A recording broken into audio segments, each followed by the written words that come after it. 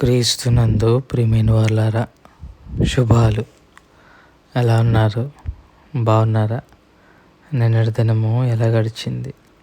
ప్రభువుకు మహిమకరంగా జీవించారా? జీవించినట్లయితే ఆయనకు స్తుతులు. లేని ఎడల ఆయన మనల్ని క్షమించునుగాక. నేటి దిన ధ్యానాంశము రోమాపత్రిక 6వ అధ్యాయము 22-23 వచనాలు.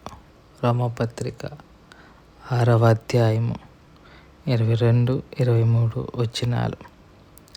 అయినను ఇప్పుడు పాపము నుండి విమోచింపబడి దేవునికి దాసులైనందున పరిశుద్ధత కలుగుటయే మీకు ఫలము, దాని అంతము నిత్య జీవము.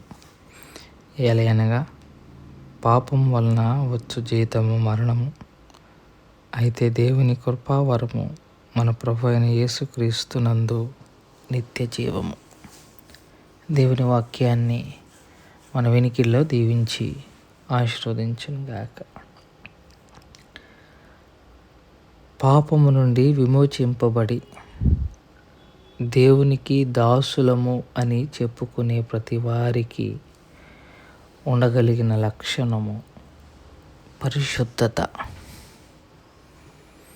పరిశుభ్రము వేరు, పరిశుద్ధత వేరు.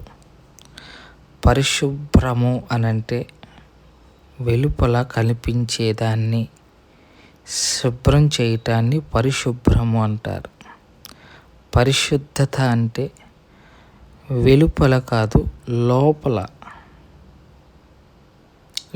అనగా ఒక మనిషి లోపల జరిగే ప్రక్రియను పరిశుద్ధత అంటారు.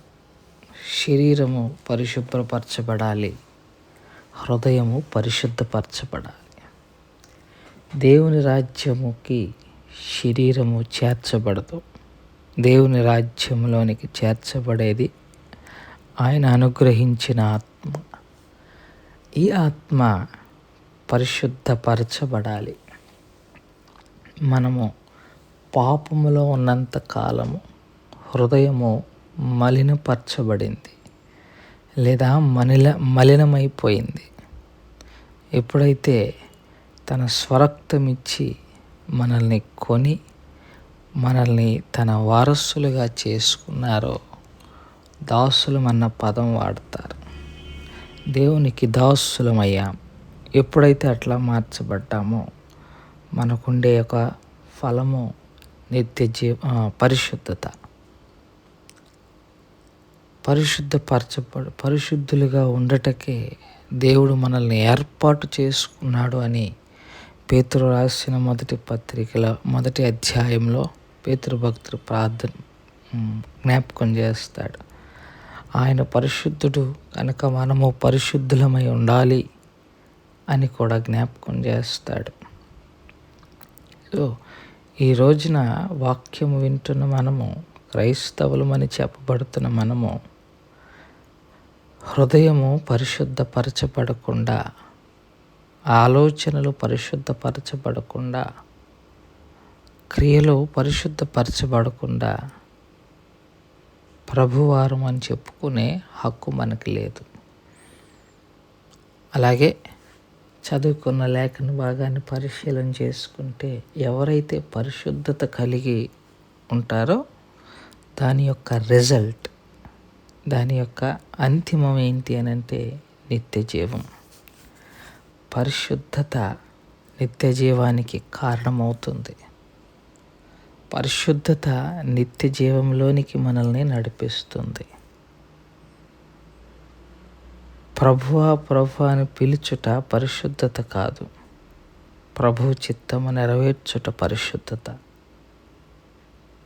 బహిరంగముగా నాలా ప్రసంగించుట పరిశుద్ధత కాదు, అంతరంగంలో మార్పును కలిగి ఉండట పరిశుద్ధత. మనం బయటికి భక్తిని నటించటము పరిశుద్ధత కాదు, భక్తి అంతరంగంలో ఉండాలి, అది పరిశుద్ధత. అట్లాంటి పరిశుద్ధత దేవుడు కోరుకుంటున్నాడు. దాని కొరకే మనల్ని పిలుచుకున్నాడు. దాని యొక్క అంతము నిత్య జీవం. అలాగే మనకు బాగా తెలిసిన మాట చదువుకున్న లేఖన భాగంలో అంటాడు, పాపము వలన వచ్చు జీతము మరణము. అయితే దేవుని కృపావరము మన ప్రభు అయిన యేసుక్రీస్తునందలి నిత్య జీవము. ఆ నిత్య జీవం గురించి మాట్లాడుతూ పౌలు ఏమంటున్నాడంటే, నిత్య జీవం అనేది దేవుని కృపావరము. ఈ కృపావరము పరిశుద్ధత కలిగి ఉన్న వారికి మాత్రమే దక్కే ఒక గొప్ప భాగ్యం. అది అందరికీ ఆయన ఇవ్వడు. అది ఆయన కృప ఎవరి మీద ఉంటుంది? పరిశుద్ధత కలిగిన వారి మీద ఉంటుంది. పరిశుద్ధత కలిగి ఉండుట ఆయన ద్వారా మనం పొందుకునే గొప్ప కృపా భాగ్యము. నిత్య జీవం పొందుకొనుట కూడా ఆయన వలన మనం పొందుకునే కృపా భాగ్యం అని మనవి చేసుకుంటూ ఈ మాటలను ఇంతటితో ముగించుకుంటున్నాను. దేవుడు దీవించి ఆశీర్వదించును గాక. ప్రార్థన చేసుకుందాం. మమ్మల్ని మిక్కిలిగా ప్రేమించిన మా ప్రియ పరలోకపు తండ్రి, మీ పాదాలకు స్తోత్రాలు. చెప్పబడిన వాక్యాన్ని బట్టి మీకు స్తోత్రాలు. విన్న వాక్యం మా హృదయంలో భద్రపరుచుకొని వాక్యానుసారంగా జీవించగలగటానికి కావలసిన కృపను దయచేయమని యేసుక్రీస్తు ప్రభు వారి పునినామములో అడిగి వేడుకుంటున్నాం తండ్రి. ఆమెన్. God bless you.